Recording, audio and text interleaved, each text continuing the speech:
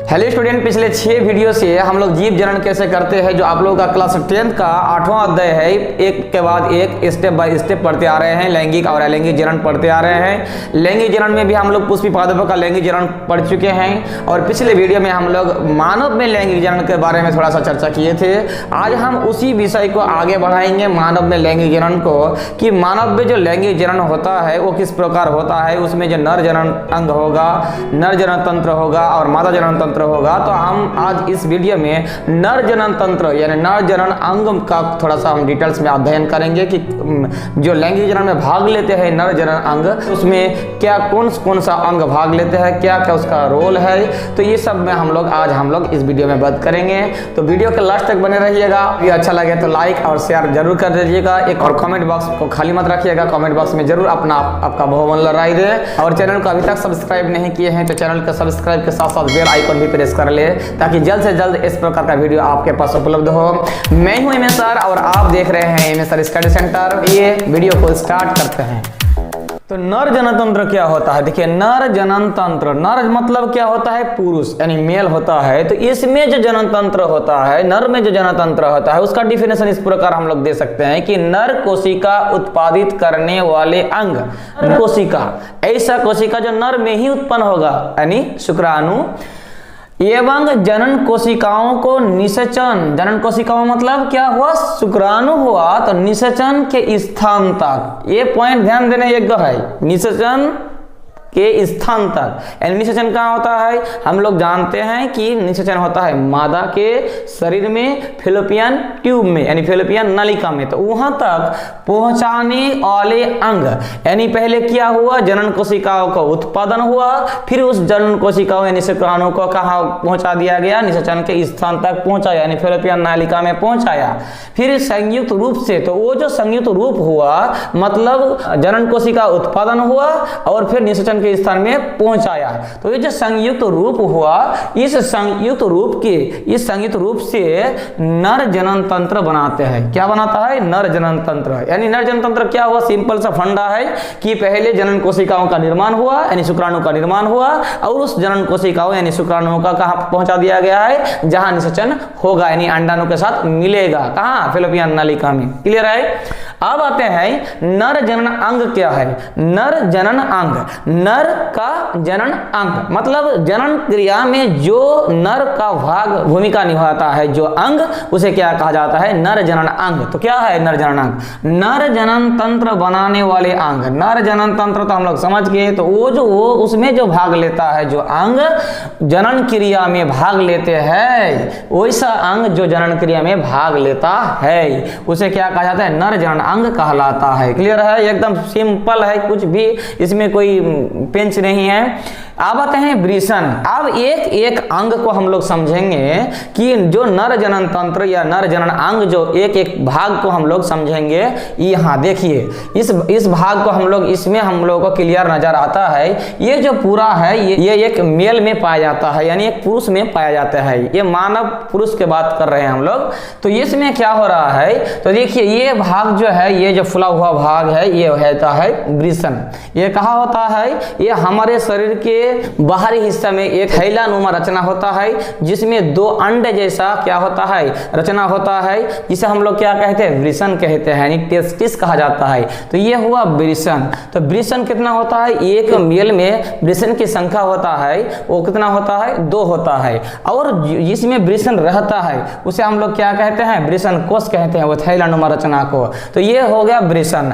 अब इस वृषण में क्या निर्माण होता है? शुक्राणु का फॉर्मेशन होता है यानी जनन कोशिकाओं का फॉर्मेशन होता है, निर्माण होता है।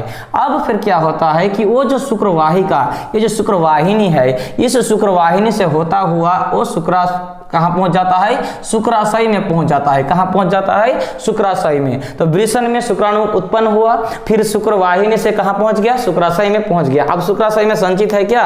शुक्राणु।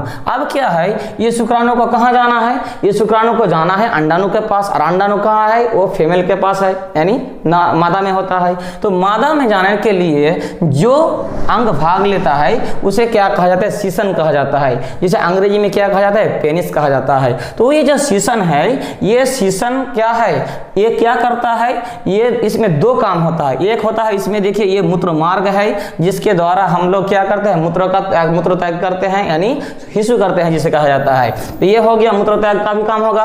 और क्या होगा कि इसमें ये जो शुक्राणु यहाँ है वो शुक्राणु को क्या करता है, ये शीशन के द्वारा अंडाणु तक पहुंचाया जाता है, यानी फीमेल के बॉडी में त्याग किया जाता है, फीमेल के बॉडी में दिया जाता है।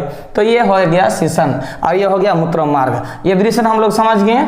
अब यहाँ शुक्राशय तक समझ गए। ये जो भाग आप लोग देख रहे हैं, इस भाग को कहा जाता है मूत्राशय कहा जाता है। क्या कहा जाता है, शुक्राशय में शुक्राणु रहता है और मूत्राशय में क्या रहता है, मूत्र, यानी क्या रहता है, पेशाब, जिसे हम लोग अंग्रेजी में यूरिन कहते हैं, वो यहाँ जमा रहता है। वो कहाँ आता है, ये जो भाग देख रहे हैं, ये पाइप नुमा रचना, ये जो नलिका है इसे कहते हैं मूत्र नालिका।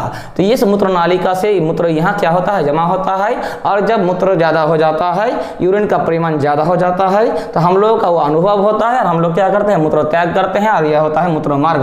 मार्ग मतलब जो रास्ता, जो रास्ता, जिस रास्ते से क्या हो जाता है, मूत्र निर्गत होता है। तो यह हो गया मूत्र मार्ग। एक आता है प्रोटेस्ट ग्रंथि।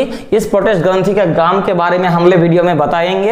ये तो मूत्र से हम लोग समझ गए थे। इस प्रकार एक हो जाता है मेल रिप्रोडक्टिव सिस्टम, यानी नर जनन तंत्र। इस भाग को कहा जाता है नर जनन तंत्र, जो एक पुरुष में होता है और ये सब क्या करता है, लैंगिक जनन में भाग लेता है। क्लियर है। तो अब हम लोग क्या करेंगे, एक पार्ट्स का थोड़ा सा काम को डिटेल्स में अध्ययन करेंगे। तो पहला जो बिंदु है वो है वृषण, जिसे कहा जाता है टेस्टिस। तो हम लोग जान गए कि वृषण की संख्या पुरुषों में होता है 2 और ये महिला में नहीं पाया जाता है। ये क्लियर याद रखिएगा। तो ये हो गया वृषण। ये नर जनन अंगों में प्रमुख है। क्या लिखे हैं, ये नर जनन अंगों में प्रमुख है, यानी नर जनन अंग जितना भी अंग है, इसमें जो अंग है, जो नर जनन अंग बनाया है, जो तंत्र बनाया है, इसमें सबसे प्रमुख रोल होता है क्या, अगर जनन के बारे में कहा जाए तो होता है वृषण का, क्योंकि यही शुक्राणु का निर्माण होता है और शुक्राणु का पूरा फंडा है। अगर शुक्राणु उत्पन्न ही नहीं होगा तो ये सब रिप्रोडक्टिव सिस्टम का कोई काम बचा ही नहीं। तो क्या है, तो वृषण जो है ये नर जनन अंगों में सबसे प्रमुख है। ठीक, ये शुक्राणु का निर्माण करता है। ये तो हम लोग जान गए कि इसका काम क्या है, शुक्राणु का निर्माण। यह उदर गुहा के बाहर वृषण कोश में स्थित होता है। क्या है, ये उदर गुहा, हम लोग का जो उदर है यानी पेट है, उदर गुहा के बाहर स्थित होता है। अब बाहर क्यों स्थित होता है, इसको हम थोड़ा सा जान लेते हैं। जनरली हमारे बॉडी टेम्परेचर जो है, वो बॉडी टेम्परेचर में शुक्राणु का निर्माण नहीं हो सकता। शुक्राणु जो है, जनन कोशिका जो है, वो मृत हो जाएगा, मर जाएगा। उसको जीवित रहने के लिए बॉडी टेम्परेचर से कम टेम्परेचर यानी कम तापमात्रा होना आवश्यक है।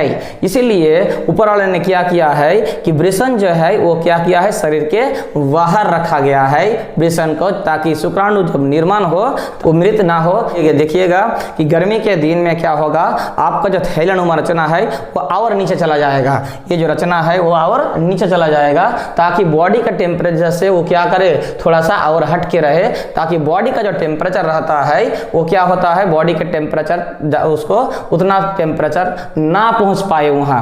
और ठंडे के दिन में देखिएगा कि ये जो थैलेनुमा रचना है ये सट के चला जाता है, वो अंदर आ जाता है थोड़ा सा।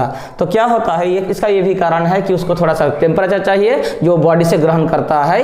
इस ठंडे में तो उसका बाहर क्या हो जाता है, ज़्यादा ठंडा होने के कारण वो क्या हो जाता है, थोड़ा सा ऊपर आ जाता है। तो ये सब कारण है ये वृषण का। ये उदर गुहा के बाहर वृषण कोश में स्थित होता है। ये वृषण कोश में ये वृषण स्थित रहता है। क्लियर है। अब क्या है कि इसके 2 भाग होता है। एक वृषण जो होता है, वृषण का 2 भाग होता है। उसका क्या है, एक भाग शुक्राणु का निर्माण करता है, तो हम लोग पहले जान गए। एक भाग जो है वो शुक्राणु का निर्माण करेगा। दूसरा भाग क्या करता है, सुनिए। दूसरा भाग टेस्टोस्टेरोन नामक हार्मोन का स्रावन करता है। तो ये बहुत ही इंपॉर्टेंट है। दूसरा भाग क्या हो गया, टेस्टोस्टेरोन हार्मोन का स्रावन करता है। ये करता है कौन, दूसरा भाग वृषण का। तो ये 2 पॉइंट हम लोग याद रखेंगे। एमसीक्यू क्वेश्चन में बार बार अक्सर कितने बार क्वेश्चन आया है, इसका कोई मतलब पता नहीं है कि वृषण का जो शुक्राणु का निर्माण होता है वो कहाँ होता है, तो वृषण में होता है। और वृषण का और एक काम होता है क्या, टेस्टोस्टेरोन नामक हार्मोन का स्रावन करना। अब देखते हैं कि टेस्टोस्टेरोन हार्मोन क्या है।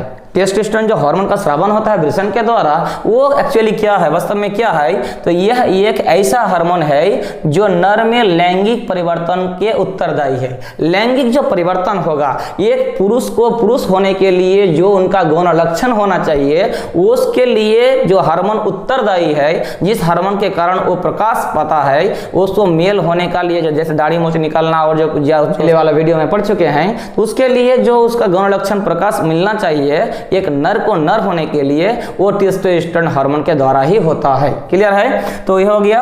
अब वृषण का कार्य के बारे में हम लोग एक्चुअली ऊपर में पढ़ लिए हैं, फिर भी दो आप लोग याद रखने के लिए हाईलाइट किए हैं। नर जनन कोशिका अर्थात शुक्राणु का निर्माण करता है। हम लोग जान गए हैं कि वृषण का पहला काम जो है शुक्राणु का निर्माण करना, यानी नर जनन कोशिकाओं का निर्माण करना। दूसरा काम क्या है, वो ये टेस्टोस्टेरोन नामक हार्मोन का स्राव करता है। ये क्या करता है, टेस्टोस्टेरोन नामक हार्मोन का स्रावन करता है। तो क्लियर है वृषण का दो कार्य। इस प्रकार ये वीडियो को हम लोग लंबा और नहीं खींचेंगे। इस प्रकार अगले वीडियो में हम लोग बाकी जो पार्ट्स है वृषण को छोड़कर और जो कई भाग है इसका रोल के बारे में हम लोग अगले वीडियो में पढ़ेंगे। उम्मीद है कि आप लोगों को ये वीडियो अच्छा लगा होगा। अगर अच्छा लगा है तो लाइक और शेयर जरूर कर दीजिएगा और कमेंट बॉक्स में जरूर अपना बहुमूल्य राय दें। और चैनल को अभी तक सब्सक्राइब नहीं किए हैं तो सब्सक्राइब बटन के साथ साथ बेल आइकन भी प्रेस कर लें। मिलते हैं अगले वीडियो में, तब तक के लिए धन्यवाद।